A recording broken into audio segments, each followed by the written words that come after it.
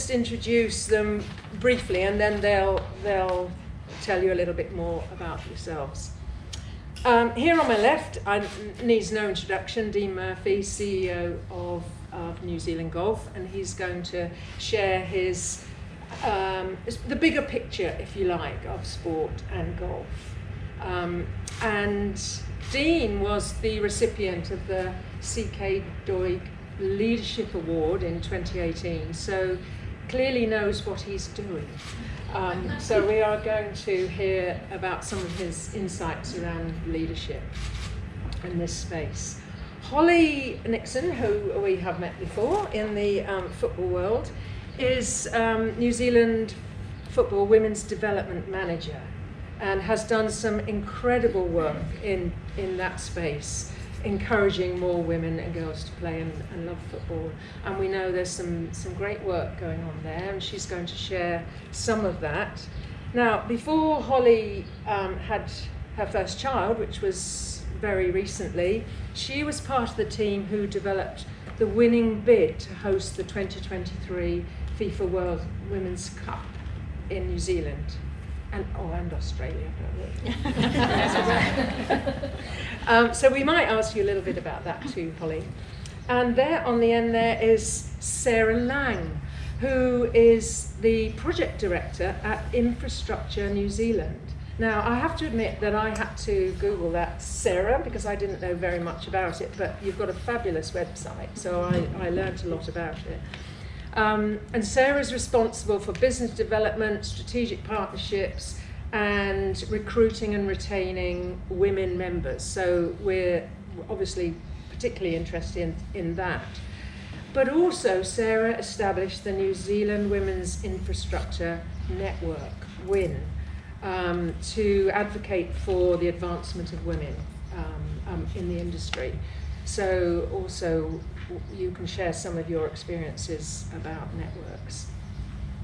The network that I set up in the UK, Emily said, was called Females Achieving Brilliance, but abbreviated we could just say we were FAB. So we have probably... Well, WIN and FAB. Yes, WIN, yeah, that's right. Okay. So I'm going to start with a question to all three of you, just to warm you up and to give the audience a bit of insight into who you are. So we've had a challenging and difficult year, 2020. We'll start with you, Sarah, on the end there. So what's the most significant thing you have done this year? That's a good question, because I think New Zealand 2020 is probably a year we really want to wrap up, put under the Christmas tree and forget about. But actually, for me, so I work for the infrastructure sector. You're probably thinking, why the heck is she along here today? But actually there are some incredible parallels. So I've worked in the space, increasing the number of women and girls in the infrastructure sector. So if you think of construction, banking, finance, those type of industries, it's very similar to the profile of the golf membership. And this year we've had a hugely busy year negotiating with the government around shovel-ready projects, or projects that are going to be used to really haul New Zealand out of a recession from COVID. I don't think I've ever worked as hard. Zoom is not my friend, but I've had numerous webinars hosting government ministers, 600 delegates, talking about what this means for New Zealand, what shovel-ready projects mean, what infrastructure means. But all that aside, do you know what my biggest achievement was this year? I decided I needed a new skill during lockdown and wondered what that could be. And a little bit like my golf clubs, which I haven't picked up for 20 years, but thanks to Emily, I've tried she golfs and I love it. I picked up some knitting needles. And my mother taught me knitting, and I thought, what the heck is this about? The problem is that I'm not very good, and so I could start, but I couldn't stop. So I now have a 12-foot scarf that goes from here to the end, which I knitted during lockdown, and then consequently everybody is going to be getting beanies from me for Christmas. So just count yourselves lucky that you don't know me well enough to get a beanie. But for me, lockdown and this year was about time, working really hard, but time with my family and going back to basics. So yes, we baked, yes, I knitted, yes, we walked, but actually it was a really special time to connect with my family. So just think of the Dr. Seuss scarf. That's what I've knitted. That is my achievement this year. Congratulations. Holly, how about you? This year's actually, I've really loved this year. Unfortunately, not many people have, but I've been lucky enough to have my first child. COVID meant that my wonderful husband got to spend more time at home with us. And yeah, we've just been in this beautiful bubble, raising a beautiful little boy. And I know there's probably a lot of parents here and they're like nodding their heads, being like, yes, this is what we tell all first-time parents, but children are amazing. He has completely transformed me as a person, which sounds a little bit corny, but yeah, I've absolutely loved it, and he's definitely my biggest achievement in life so far. And I also want to just touch on winning the Women's World Cup bid. It came in June, it was supposed to be March, but that's a pretty massive achievement as well. It was an interesting process, and handing it in a week before I gave birth was, yes, I think all the women would just be like, yep, know that feeling. So yeah, that was a massive achievement as well.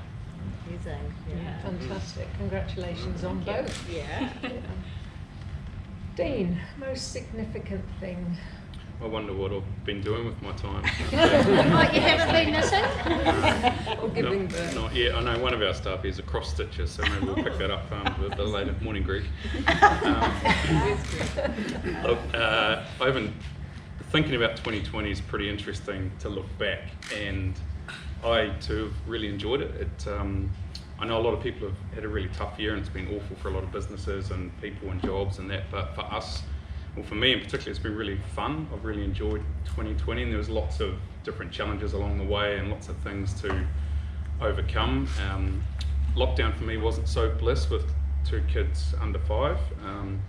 Running a daycare and trying to run a business as well was slightly complicated, but look, I think that 2020 for me, and what I think looking back in achievements, I think the thing I'll remember most fondly and what I've got most out of it, and it is getting closer with a lot of folk. We connected far better, I think, than we have for a long time, particularly me personally, with all the people working around golf and our business in particular. We got far closer and far more connected, even though some of it was on a screen, you know.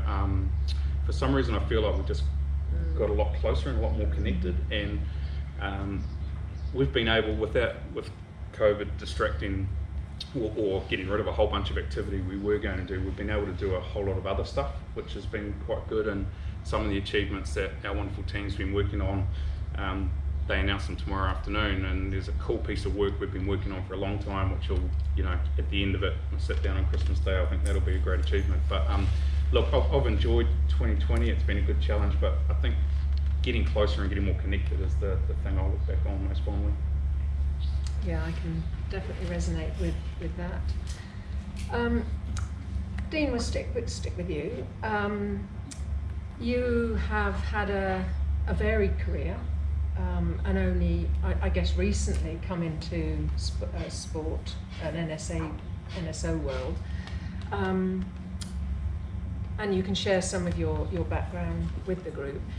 But could I ask you just to share some of your thoughts about what's happening globally in sport that gives us hope that really we are going to make a difference to sport in terms of gender equality? Sure. Well, I think, you know, I've been working in golf for 13, 14 years now, and prior to that was in marketing primarily. So I tend to always look at things from a marketing angle, I suppose, and what I've seen in world sport and all the people we connect with and listen to or watch in the world sort of sporting scene, I've seen a shift in the last 3 or 4 years, maybe even shorter than that, that there was always a conversation around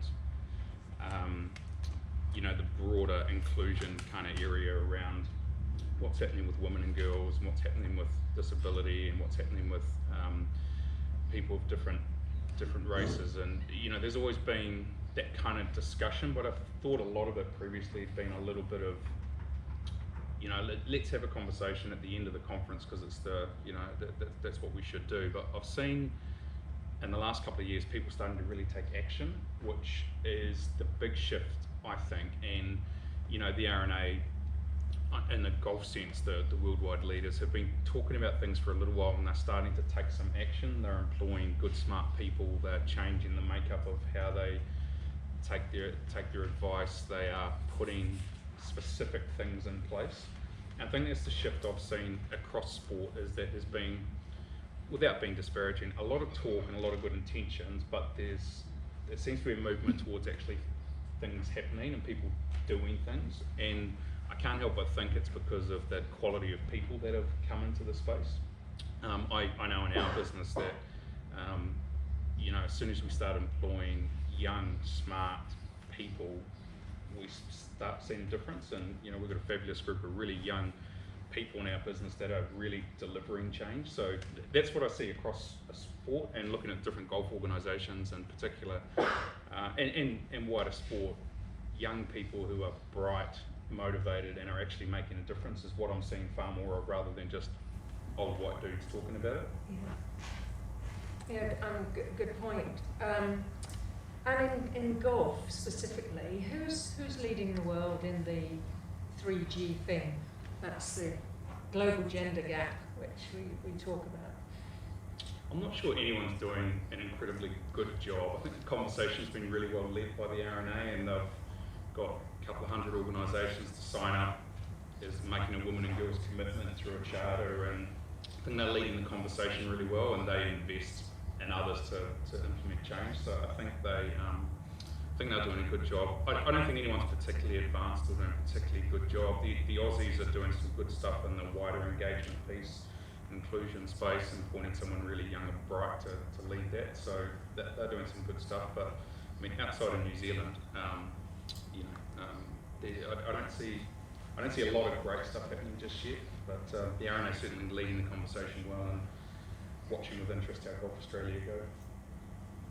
So watch this space, New Zealand leading the world again. You mentioned that you've got 2 children. Are they girls? Yeah. So those girls growing up, say in golf, how would you describe a really welcoming, positive environment for those children of yours going forward? It's a good question. They're 4 and 1, so they're a little way away from, you know, from getting out there. But Is this your daughter? no, it's not that one. Yeah, I've got plenty of photos, but anyway, not today. They're, you know, 4 and 1. The 4-year-old, I've taken her to golf courses or golf events a wee bit, and I mean, my ambition in life is for my 2 girls to beat me at golf, and the way I'm going and the age they get, they'll meet soon, you know. But look, I think it looks a bit different than what it does now. Lots of good work going on in golf, obviously, to bring women and particularly young girls into the golfing sector. But I think the environment I can imagine a young daughter of mine coming into is not too dissimilar from a facility perspective than what we have. I'm sure there's lots of enhancements we can make to be actually really positive for that kind of person. But the environment, I think, needs to be way different to be really, really welcoming, and a place where you would belong. And I think about when I was young, you know, when I was going to golf with my dad and my granddad on those special occasions we got to do that. It was all very much about what you couldn't do, and I think much of that still remains, particularly for young girls. It's what you can't wear, or where you can't sit, or where you can't walk, or where you can't put your peg in the ground, or where you can't talk, or where, you know, there's a lot of, and navigating that just seems quite tough for a young person. They just want to play. And I remember one event, we were here, it might have been in the New Zealand Amateur event, was on late last year, and I brought my 3-year-old, 4-year-old out there, and we were driving the golf cart out, and it was all great fun, and we were watching the women's amateur final, and she was like, why can't I play? when am I going to be playing? I was like, no. This is, we're not out there. All she was interested in, and I gave it some thought, and when she arrives at a golf club, what I want her to feel like is that, wow, this is a cool place to be. There's people that look like me, that talk like me, that dress like me, and I can do whatever I want here and feel comfortable. And I'm not sure we're quite there yet. Yeah. That's really great, Dean, because we talk about a place where you belong, you use that phrase, and a welcoming environment, but we don't always really describe what that looks and feels like. And during this morning, we want to really try and nail what those things are.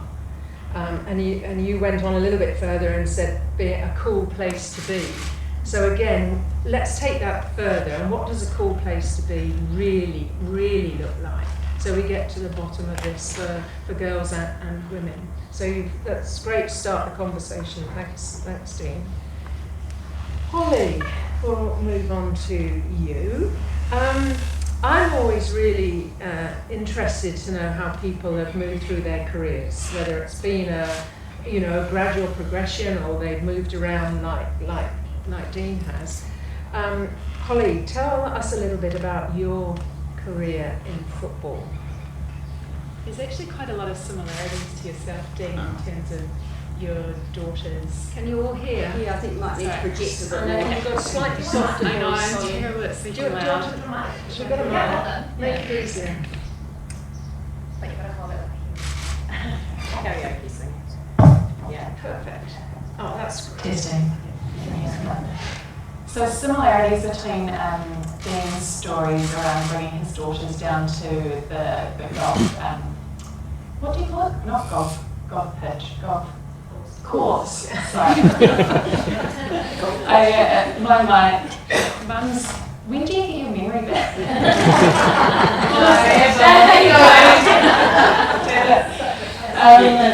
So I was very fortunate. I deem it fortunate. My family are football mad, and I was dragged around football pitches, stadiums, countries from a really early age. So I didn't really have a choice to fall in love with football. It's lucky I did, and still do love it. I played football. I was really fortunate to grow up in a family where my parents encouraged me to do whatever I pleased. I had no pressure. They were my biggest champions. They had no unconscious bias around gender roles. I was allowed to play with boys. I was allowed to play with girls. I was able to have, make a number of friends that I still have to this day in football. And that sense of belonging was really ingrained from an early age. And so that football was, I lived and breathed football, and I played it, and I was very fortunate to go through university with football in my blood still. And I was, it was, I guess, right place, right time. An opportunity arose at Waikato Bay Plenty Football. And it was a newish role, 6 or 7 years ago, called a Women's Football Development Manager. And I had no idea what it was. I had no idea that there was an opportunity to be involved in football from a non-playing side. I didn't realise you could coach. As a female, I didn't realise you could be a referee. All I knew, or all I could see, women were playing, or mothers taking their children to football. So this was a brand new world to me. I didn't see any other females within administration areas in sport. But as soon as I entered into that fold, this whole new world opened up to me. And it was very, I think, quite overwhelming world, quite lonely. But for people that know my personality and my values, I like a good challenge, and the seeds were planted in those early years, and I've kind of, even after having a child, I'm still, well, I'm here. And I'm so passionate, not just about women in football, but women in sport. And I was lucky enough to move on to New Zealand football, where I saw it as an opportunity to have, I guess, more say or more opportunity to sit at that round table and create change in a sport where we've had not much change in the past I don't know how long's football been around, 150 years or so. It's been around a while. Women's football, 30 years, so yeah, that's kind of my journey. And interesting, you talk about the lack of visibility of women in football, because we know that, what's that phrase, to see her is to be her. And if you don't have those role models, our coaches and referees, it's very, very difficult. So Holly, moving on to the New Zealand football, how has the organisation gone about improving opportunities for women and girls, breaking down those barriers that we know have been there, and in particular creating that inclusive environment that we're talking about? How did you break those barriers down, or how did the organisation do it? It's been a very, very long journey, and I take it Turn it back. on again now. Okay. Am I still really? This is my Sorry. Can you hear me? Yeah. So it's been a really long journey, and if we go back to the 70s or 80s, I like to credit a couple of ladies, the Cox family. For those that are involved in women's sport, I recommend just Googling the Cox family, because they were kind of the pioneers of football back in the day.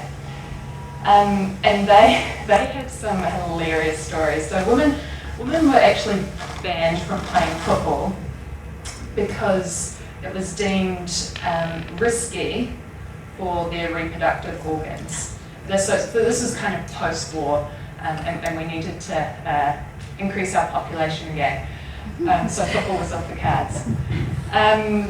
So it was in those early stages that a pathways was started to grow and develop, and it was these ladies that drove it, and they actually formed the first what we deem as the football ferns now, but the Swans, and they were off throughout the world, breaking down barriers, playing games, came back to New Zealand. They were these superstars. So this was the 70s and 80s. And then it so happened that they had a daughter named Michelle Cox, and she was an excellent footballer. I mean, I will get to the point of the story. But anyway, so she had this wonderful career. She was my role model growing up in terms of playing. You know, she was amazing.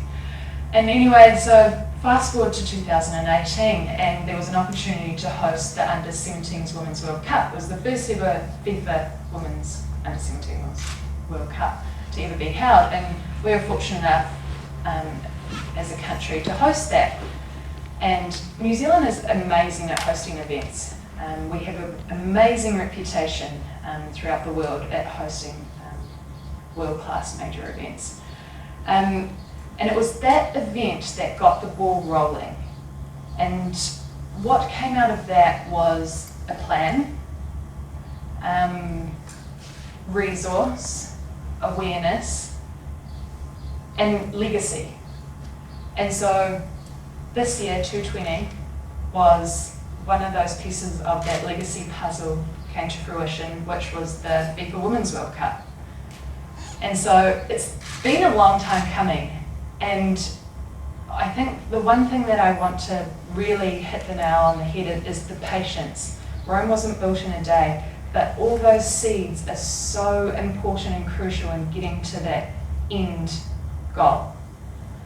And I can't emphasize enough the importance of those drivers in that early stage, so just the Michelle Coxes of the world. But the thing those ladies did was bring other women along with them, but not just women, men. And as Pauline highlighted, how crucial it has been for football and now golf is having men championing the female game. And so football is nowhere near perfect, nowhere near, but we're doing I feel proud of some of the things that we have been able to achieve in terms of pathways, giving girls access to participation. But when I talk about participation, it's not just playing. It's coaching, it's refereeing, it's administration, it's fans. So if I talk about fans, you know, fortunately enough in New Zealand, we're very lucky to allow women to watch sport. But there's a number of countries throughout the world that women aren't even allowed to step inside of a stadium to watch, or their lives become in danger. So just little things like that, I think, really highlight the progress that we as a country have made. So does that kind of answer that question? Yeah, no, Sorry. you're touching on a number of things that I think we can have some discussion around. And one of the things that resonated with me there is the fact that we do need activists and campaigners in this whole area of women in sport. I've been working in this area for about 40 years, and I was always called out as a bolshy feminist in the early days because I wanted to provide more opportunities for women and girls. I was fortunate that I had a leadership role in England Netball, but very, very few other women did. And I think now that one of the differences is that we are prepared to stand up and say what we want. And it's great that everyone here today is in that same frame. We've got to be proud of what we're doing. And that's exactly what you said about the Cox family, who are, I haven't been in New Zealand very long, but I've heard of the Cox family, so it's fantastic. So thank you for that.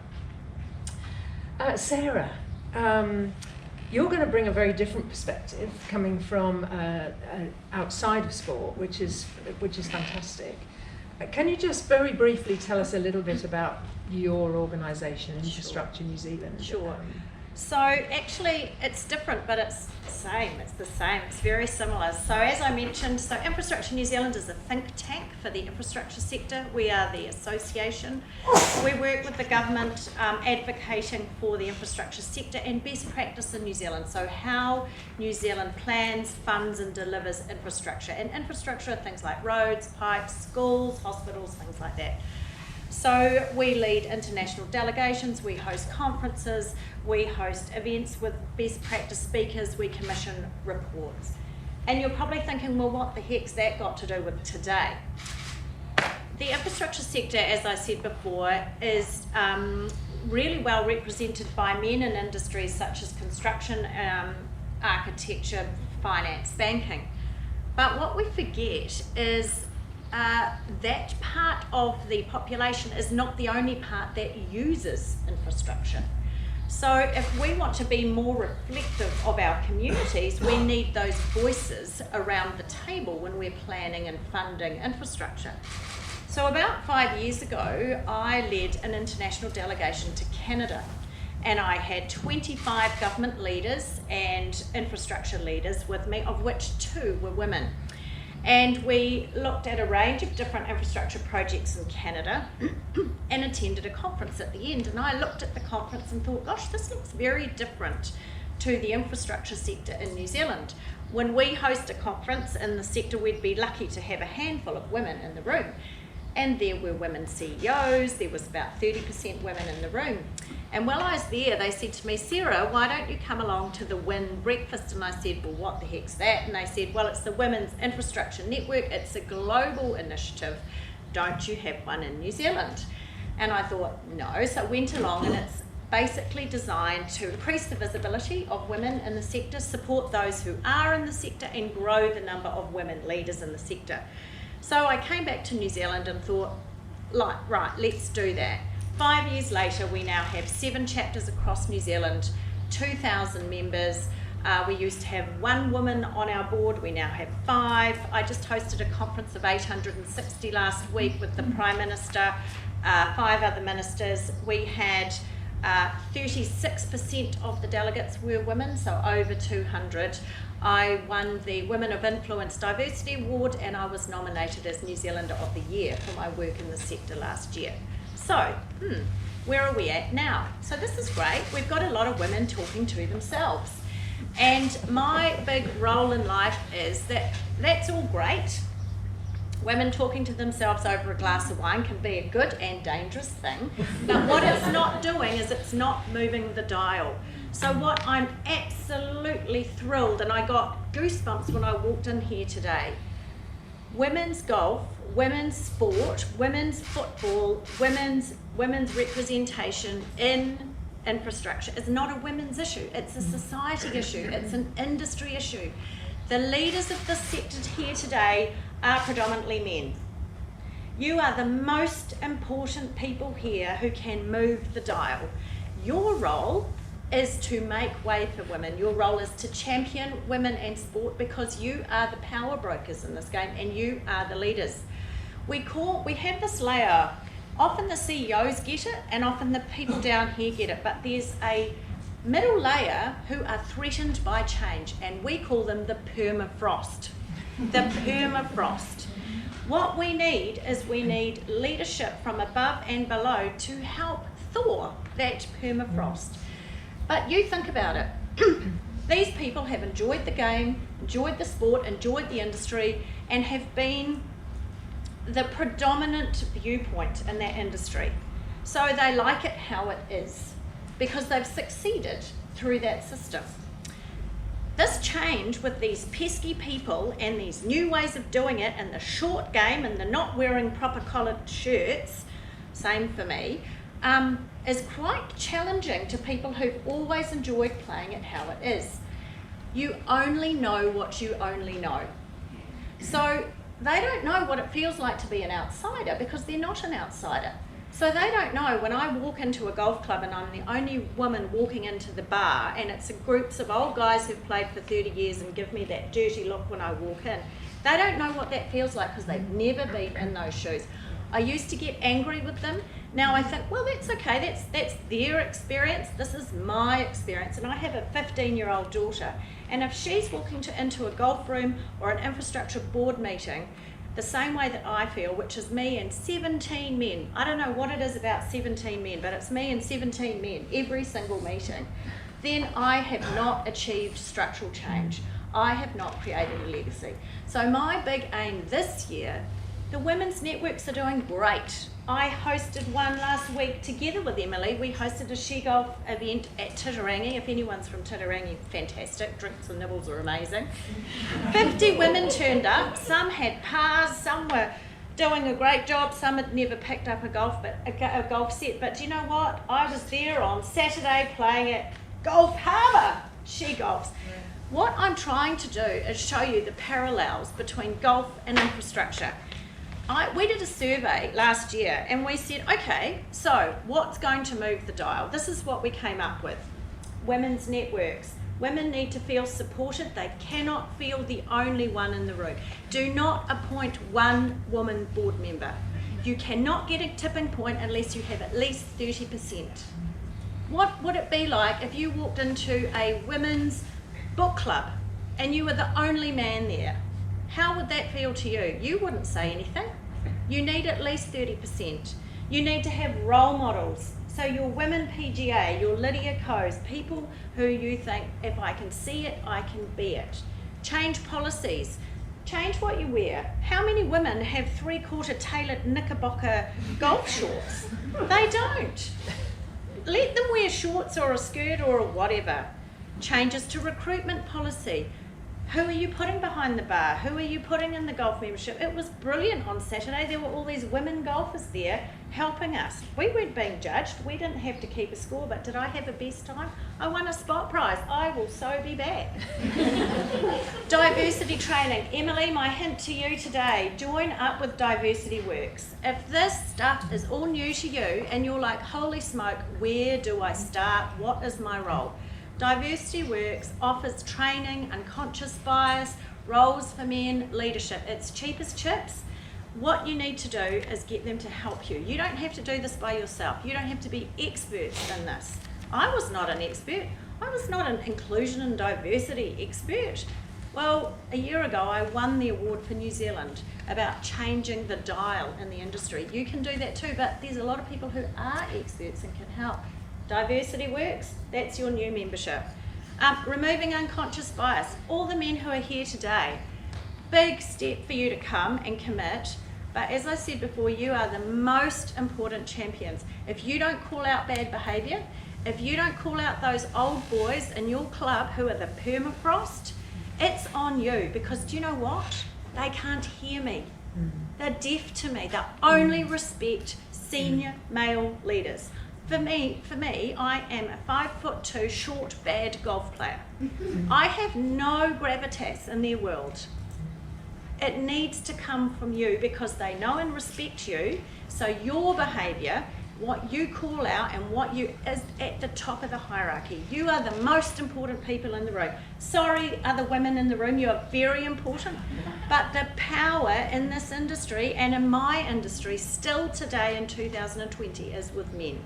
You are the most important people to drive this change. Upskilling courses, targets, for God's sake. So Football New Zealand, they set a long-term strategy. It was probably a 30-year plan. One of the items in that strategy is to host the New Zealand Women's FIFA. They are there. If you don't have a plan and you don't have a target, it will never get there. If you're not measuring it, you don't know what the heck is going on. Count how many ladies are joining up on your tournaments. Count how many women board members you have. Count how many women CEOs you have. Mark it down and measure it again next year. Have some targets, have some goals, and aim for it. That's my rant for the morning.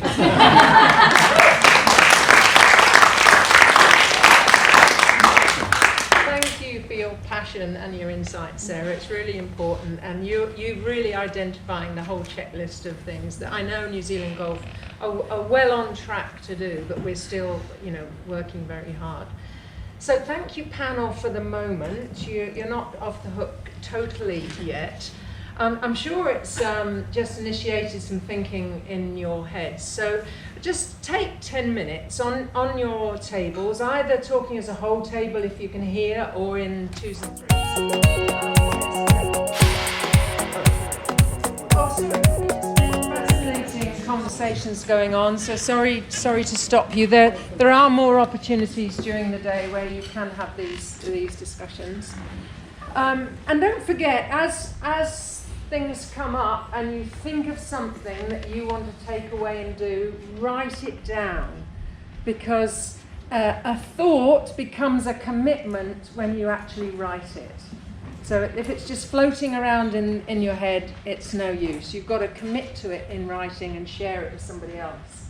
So we'll be looking at those actions later on. Okay, we're going to try and pull together what you've been discussing. Any really exciting little bits that came up, or something that resonated with you, or any further questions you've got of the panel, and we'll just throw them all out. We'll make sure Sarah gets another opportunity to have her a rant. Yeah. But the rule is you have to be heard by the whole room. Go, Sally. Start off, Sally Ray, AUT. So when I come into sports quite often, I find the barrier for women's inclusion there. But one that I haven't figured out how to unpack this, so I hit that barrier, and then I hit the high performance barrier. So if I want to come into golf, I want to come in and I want to play and I want to hang out and I want to maybe play 4 holes of golf. And yeah, maybe it's a long walk back to the golf club from the 4th hole, but I've only got time for 4 holes. I still want to feel valued for that being part of mine. And this high performance sport, and I'm sitting next to somebody from Sport New Zealand, this high performance sport is such a barrier for me playing and being involved in sport. Okay, first of all, I'll have a panel to respond to that, and then if anyone else wants to pick that up, do. Thank you, Sally, for getting the ball rolling. Sally, can I just say, my husband is a competitive mountain biker in his spare time. So he is leaping off hills, you know, he's really competitive. I am an average, consistently inconsistent mountain biker, but I enjoy it. It was only until a couple of years ago that I gave myself permission to enjoy the sport at my level. I thought because I wasn't a champion and because I wasn't a race winner that I shouldn't be able to enjoy the sport. But actually, I love mountain biking, and actually compared to my friends who can't even bike, I'm quite good. But it's that permission to give yourself permission to be able to enjoy it at whatever level you want. And if it's 4 holes, if it's 6 holes, if it's 18 holes of champion golf, go for gold. But you should be able to have whatever level of that sport you want and enjoy it and participate at it. Thank you, Sarah. Anyone else? We've had similar examples in football, and we're trying to change the narrative between, in football we kind of call it community sport and high performance sport. So we're trying to take the high performance out of clubland. It's still there, you know, you still have your first teams, whatever, but we're trying to change the narrative around, and we're doing that through club licensing, which is I guess like a club's plan to hit ABC, setting goals, all that type of stuff. So getting clubs to think, right, our goal for the next 5 or so years is to increase participation. And to do that, we need more people falling in love with the game. Because if people don't fall in love, they're not going to play. And by changing that narrative completely changes the dynamic between high performance sport, because they're like, okay, so we're getting all this money in, you know, hundreds and thousands of dollars from people playing. Where's that funding going to go? Is it going to go to paying the first team players, or is it going to go to extending facilities so we can get more people playing on a Saturday morning or a Friday evening? Is it going to go to funding coach education? So the parents that are coaching our young children are ensuring that the kids are having the best time and falling in love with the game. Is it going to go to paying more administrators to get more games playing? So by simply changing that narrative and embedding that into your planning of a club, I think that's been our biggest positive in football.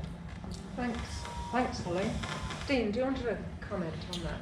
Yeah, maybe just again from a customer perspective, I kind of think about golf in the ideal future state, and if you fast forwarded 20, 30 years, that you would see a range of golf facilities in play to deal with whatever flavour of golf you wanted to play at a particular time. So if you put it into a restaurant world, you know, whether you want a degustation or a piece of fast food, there's loads of different options, and you choose whichever you'd like to do on any given time or moment, and the environment suits each of those things.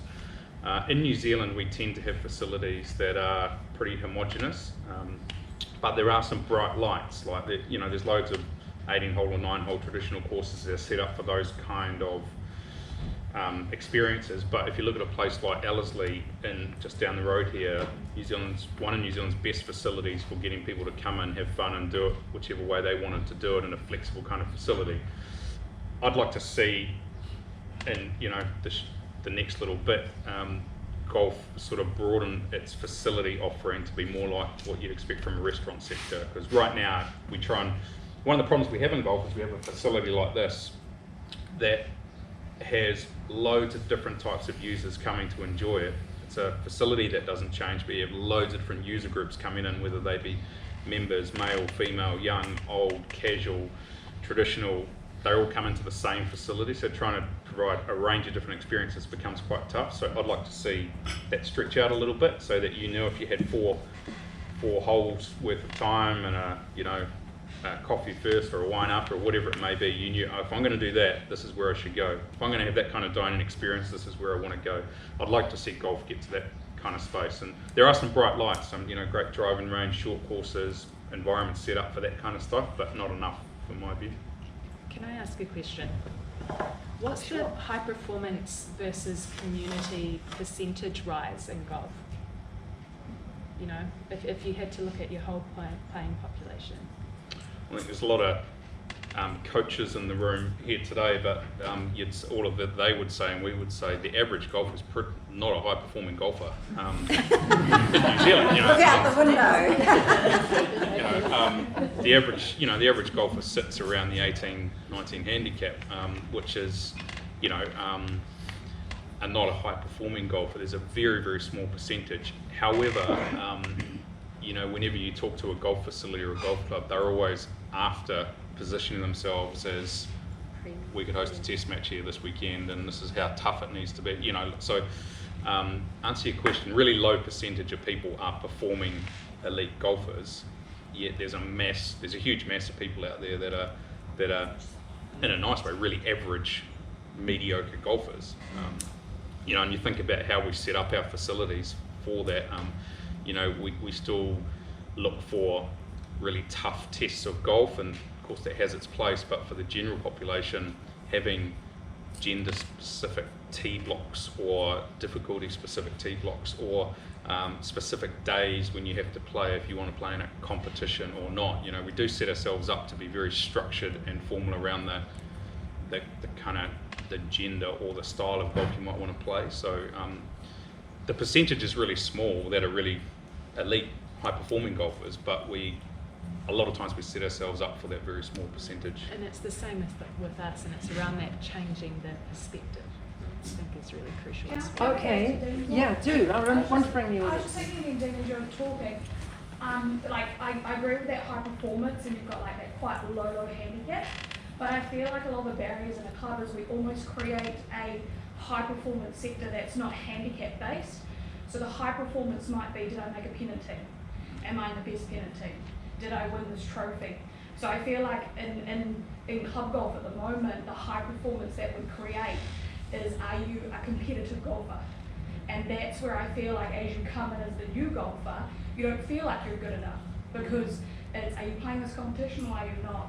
So I feel like we've created a high performance within our own sport that might not necessarily be on your handicap level, or if you are an elite golfer, it's whether are you competing in the right stuff or what you determine as that. Can I just drop a little, this whole high performance is a real issue in sport, and good sports, I recommend everyone taking the time post this conference is to have a look at good sports. That will inform you massively. Good Sports is what, Simone? Good Sports is a culture change program that's designed to enhance the experiences young people are having in sport. So I guess a big part of it is, what does success look like? And we really need to shift the dial and the narrative in terms of what that is, because for everybody that's going to be a different thing. And we really need to think about the fact that sport is ultimately set up for this tiny bunch of people who are going to be incredibly successful. And as a result, we have lots of people drop out and not want to participate. And just to add one last thing on that high performance, the way football is trying to do it is, the bigger pool we have of people playing the sport, the more chances of these high performing athletes we're going to have. So if we can cater for a bigger number, we're going to have some better players in the long run.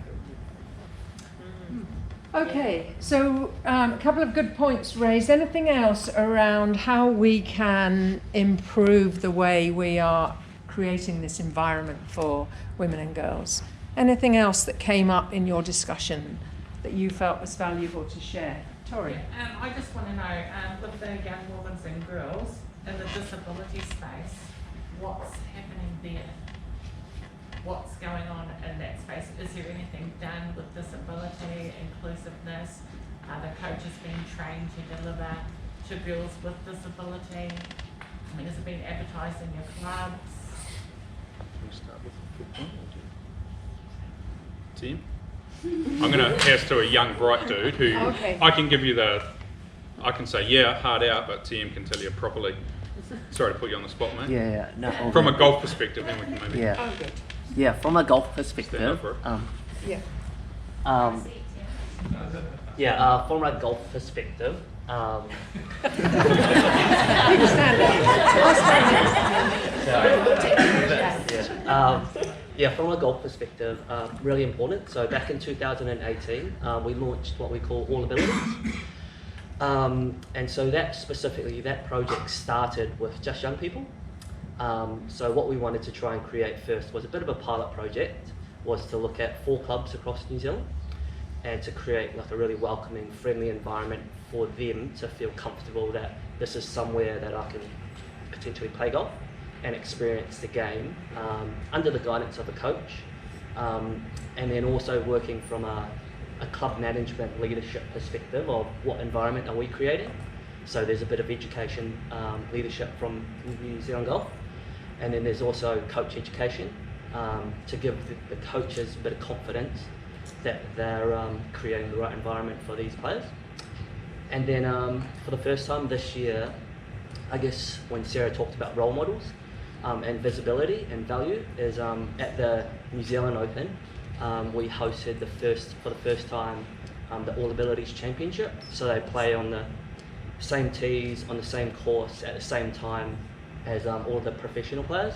So from a visibility standpoint, all these young kids, whether they're boy or girl, they see these role models that golf can be a sport for them for life, whether that's competitive or recreational.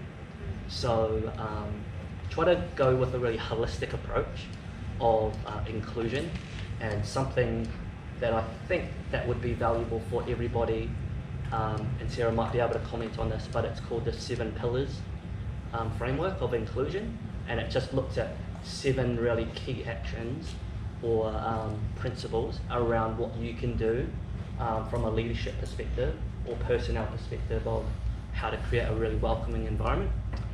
And it's a really simple framework. It doesn't kind of go too broad, or it's not too difficult for anybody. So hopefully that answers some of your questions. Thank you, Tim. You had your moment under the spotlight. So Yeah, Tim yeah. and Tori, if you want to chat more, you're in the break. And it is the break time now, so I am going to call a halt to this part of the discussion. Obviously, you've got time to mix and mingle during the morning coffee.